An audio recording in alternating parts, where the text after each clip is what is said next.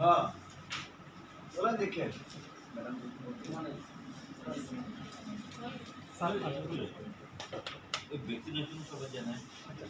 এখানে review meeting হয়েছে। রাজ্য সরকার প্রত্যেক ডিস্ট্রিক্টের জন্য একটা কমিটি বানিয়ে দিয়েছে, কোভিড কন্ট্রোল কমিটি। কারণ কোভিডটা তো একটা বিশ্বব্যাপী একটা ভাইরাস, ত্রিপুরাতে এসছে, একটু লেটে এসছে আর বাড়ছে দিনে দিন, ত্রিপুরাতে জানেন আপনারা।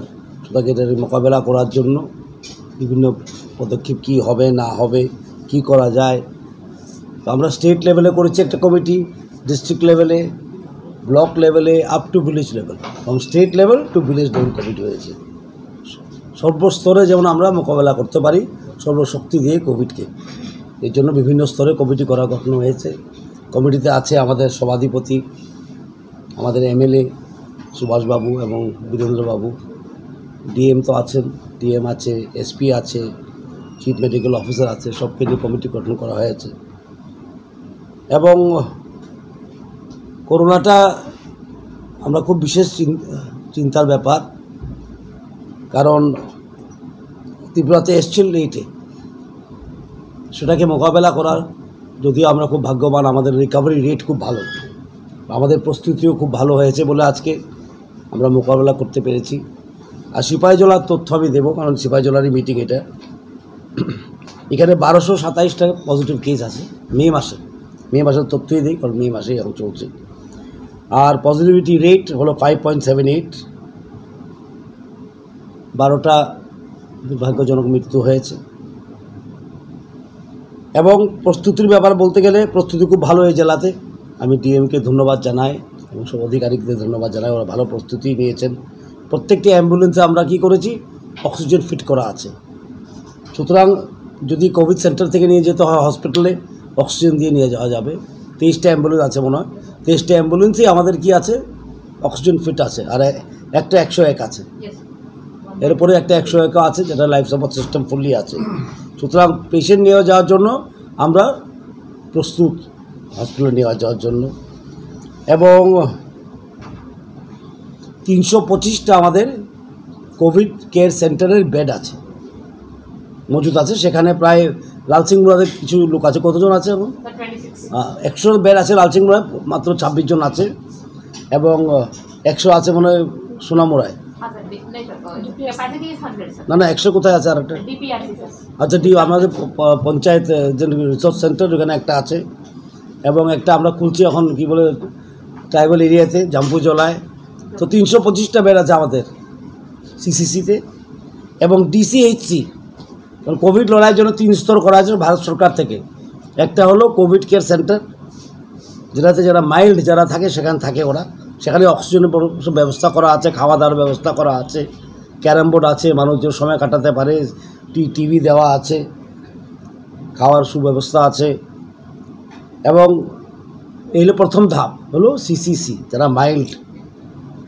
আর সেকেন্ড একটু যদি সিভিয়ার হয়ে যায় তখন কোথায় নিয়ে যাওয়া যায়, ডিসিএইচসি মানে ডেডিকেটেড কোভিড হেলথ সেন্টারে নিয়ে যাওয়া হয়। সেখানে মেলাঘরে করা হয়েছে, সেটা 25 বেডের। সেখানে অক্সিজেন আছে, এমডি ডাক্তার আছে, আরেকজন ডাক্তার দেওয়ার ব্যবস্থা হচ্ছে, সেটাও চলছে।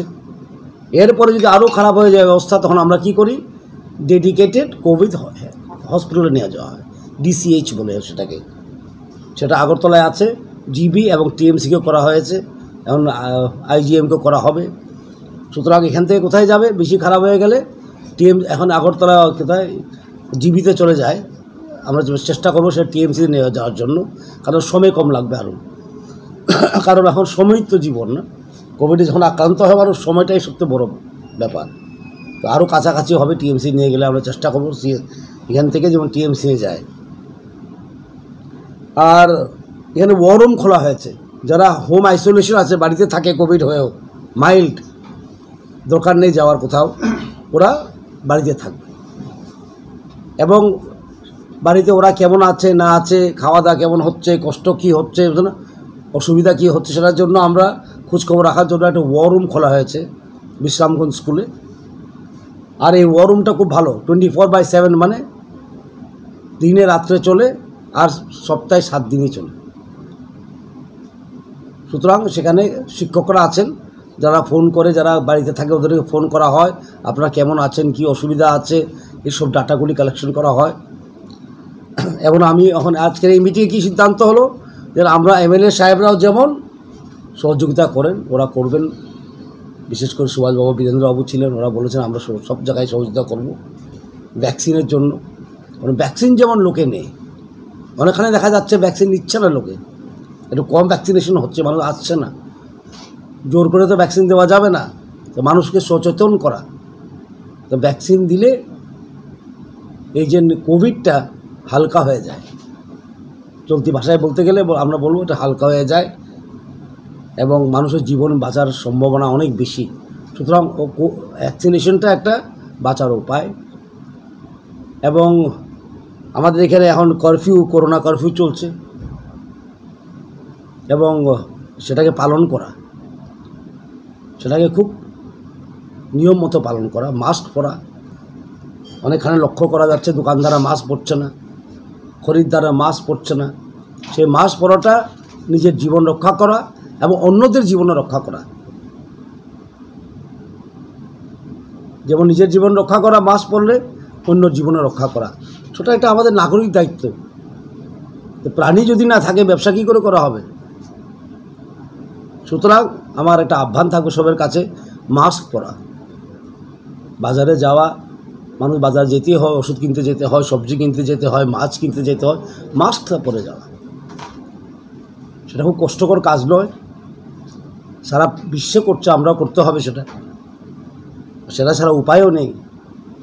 বারবার মেডিকেল রিসার্চ কাউন্সিল বলছে মাস্কটা পরা অতি আবশ্যক। সুতরাং মাস্কটা পরা, সেটা আহ্বান রাখবো। আরেকটা আহ্বান রাখবো মানুষের কাছে আমি, যে মানুষ যেমন ভ্যাকসিন নিয়ে নিই, যখন ভ্যাকসিনের প্রোগ্রাম চলবে গিয়ে যেমন ভ্যাকসিনেট করে নিই নিজেকে। এই দুটো উপায় যদি আমরা রাখতে পারি, কোভিড এবং সাংঘাতিক কোনো ব্যাপার নয়, এত ভয় পাওয়ার কিছু নেই। আমরা মাস্ক পরা, নিয়ম মানা, কারফিউ, এবং ভ্যাকসিনেশন করা, আরেকটা টেস্টিং করা। কারণ আমি জানি না আমার কোভিড আছে, আমি বের হয়ে গেলাম, একটা লোক 400 লোককে কোভিড দিতে পারে। হয়তো আমি জানি আমি টেস্টিং করলাম না, আমি করবো না টেস্টিং, তারপরে বের হয়ে গেলাম বাজারে, ঘুরলাম, গিয়ে বাজারে বন্ধুবান্ধব নিয়ে আমি কোভিড স্প্রেড করতে পারবো তখন। সুতরাং টেস্টিং করা খুব দরকার, নিজের জীবন বাঁচানোর জন্য, অন্যর জীবন বাঁচানোর জন্য, সমাজকে সুস্থ রাখার জন্য টেস্টিং করা, মাস্ক পরা এবং ভ্যাকসিনেশন করা। আর সর্বরকম সুবিধা সরকার থেকে দিচ্ছে। আমরা এই কথাও বলেছি, মুখ্যমন্ত্রীও বলেছেন 1000 টাকা করে আমরা ডিবিটি করে দেব 7 লক্ষ পরিবারে। খাওয়ার সামগ্রী দেওয়ার ব্যবস্থা হচ্ছে। সুতরাং সব রকম সুবিধা গভর্নমেন্ট দিচ্ছে। এখন মানুষের কী করতে হবে? সহযোগিতা করতে হবে। কারফিউ মানা, মাস্ক পরা, ভ্যাকসিনেশন নেওয়া, টেস্টিং করা, সেটা হলো নাগরিক দায়িত্ব। এবং সরকার ভ্যাকসিনেশনের ব্যবস্থা করছে। মাস্ক পরার জন্য আমরা প্রায় জোরই করছি মানুষকে, পুলিশ দিয়ে বলছি, আমরা নিজেরা বলছি, জনপ্রতিনিধিরা, সরকারের পক্ষ থেকে প্রশাসন বলছে। আর সিপাহীজলার ডিস্ট্রিক্ট আমি দেখেছি আজকে প্রায় 2 ঘন্টা ধরে মিটিং করলাম, ব্যবস্থাপনা ভালো। ওয়ার রুম আছে, হেল্পলাইন বললেই হয়, ওয়ার রুম, যেখানে আইসোলেশনে যারা আছে ওদেরকে দেখাশোনা করার জন্য, ওদের সঙ্গে কথা বলার জন্য, ওদের অসুবিধা দূর করার জন্য। অ্যাম্বুলেন্স আছে, সব অক্সিজেন ফিটেড অ্যাম্বুলেন্স, মানুষকে হসপিটালে নিয়ে যাওয়ার জন্য। সিসিসি বেড আছে 325, ডিসিএইচ আছে মেলা করে 25 বেড বিশিষ্ট, কনসেন্ট্রেটর আছে, ভেন্টিলেটরও আছে মজুদ, স্যানিটাইজার আছে। সুতরাং ব্যবস্থাপনার কোনো কমি নেই। আরও ভালো করা কীভাবে করা যায় আমরা চিন্তা করেছি আজকে, বিভিন্ন পদক্ষেপ আমরা নেব আরও ভালো করা, আরও শক্তিশালী করার জন্য। কিন্তু মানুষকে সহযোগিতা করতে হবে। মানুষের কাছে এই আবেদন রেখে আমি আমার কথা এখানে শেষ করছি।